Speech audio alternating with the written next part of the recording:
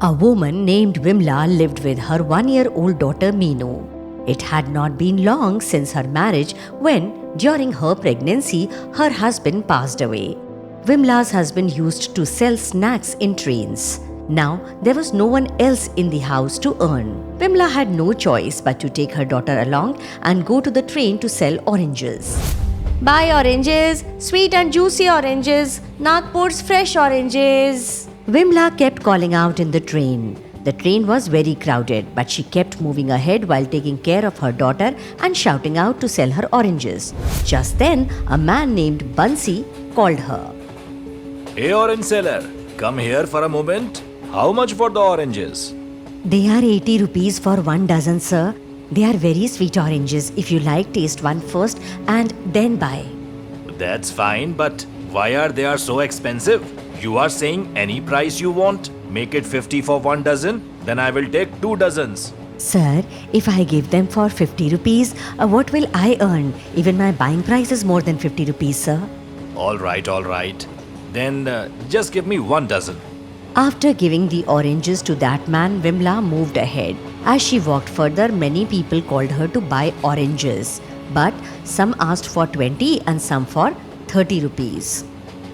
After some time, a woman named Reshma stopped Vimla and asked her, Hey orange seller, how much for 1 dozen oranges? 80 rupees, madam. What? 80 rupees? So expensive. I have never heard such a high price. If you sell at such a high rate, no one will buy your oranges till the train journey ends. They will all get spoiled. Please don't say that, madam. I work hard and walk in trains the whole day. I should earn at least some profit too, madam. No one is sitting here for free. We also work. That's why we earn money. If you want to give for 40 rupees, then give. Madam, at this rate, I will suffer a big loss. I cannot give at that price. Hearing Vimla's words, Reshma became very angry and said to her in anger, Just look at her. How proudly she is talking. There is no value of kindness these days. If you have so much pride, you should not do business. Even big businessmen give discounts. You are just a small orange seller in a train. Yet why do you have so much attitude? Before Vimla could say anything, Reshma's friend Rani, who was watching all this, said to Reshma, Reshma, why are you saying this? She's not begging from anyone. She's working hard, carrying her little child on her shoulder just to feed her. She's coming up to where you are sitting to sell these oranges.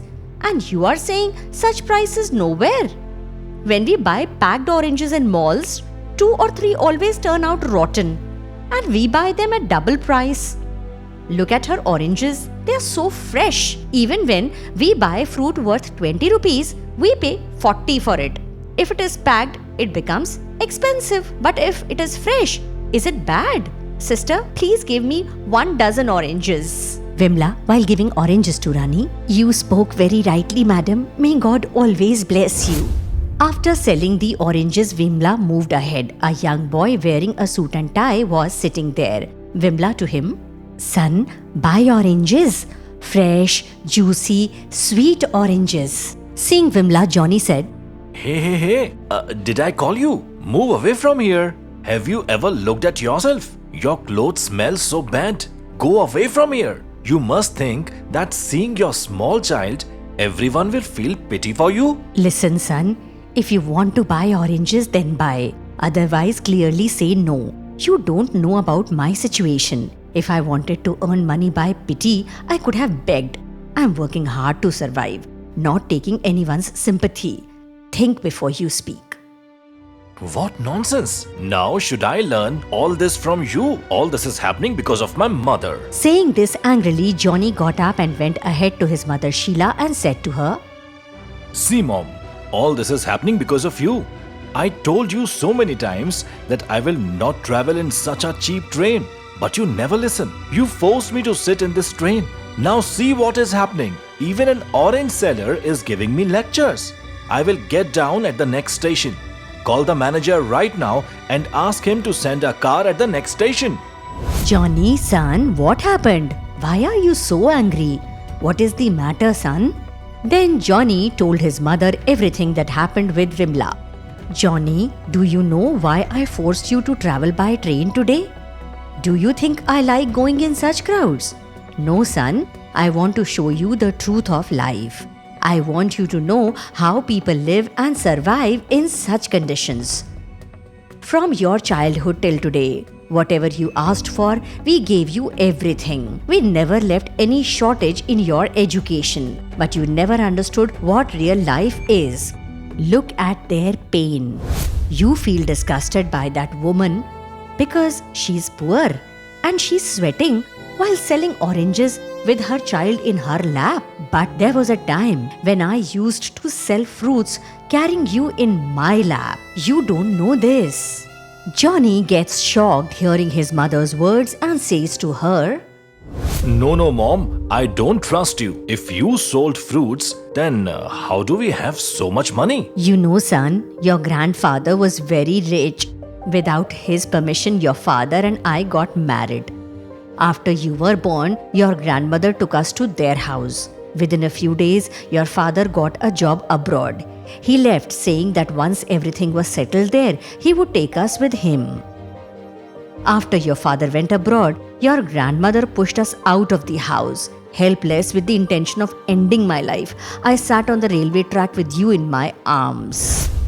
A train was coming from far away when a poor fruit seller woman pulled me away and saved me. After knowing about me, she showed me the path of hard work. From that day, I carried you in my lap and started selling fruits at the railway station and bus stop. Suddenly, one day, your father returned from abroad. When he found out that we had been thrown out, he started searching for us. One day, he found us at the station. Within a few days, your father took us abroad.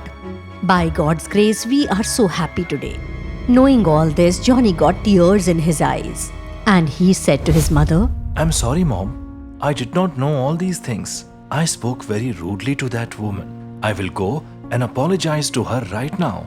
Come, son, I will also come with you. Both of them searched for the woman and finally reached her. Seeing her, Sheila was shocked.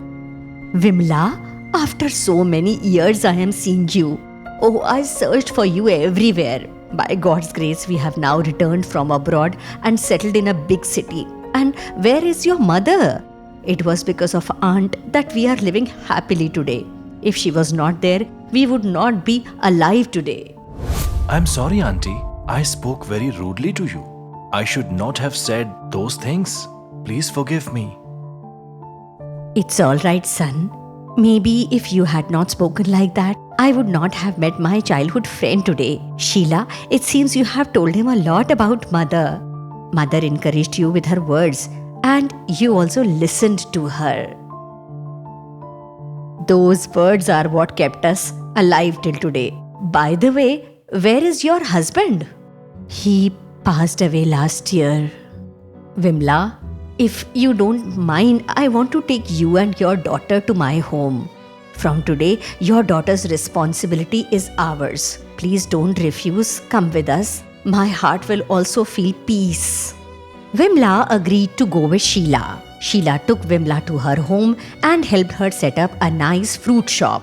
Now, Vimla sells fruits from her own shop and everyone started living happily. From this story, we learn that we should always help others and try to reduce their problems. We should never take advantage of someone's helpless situation.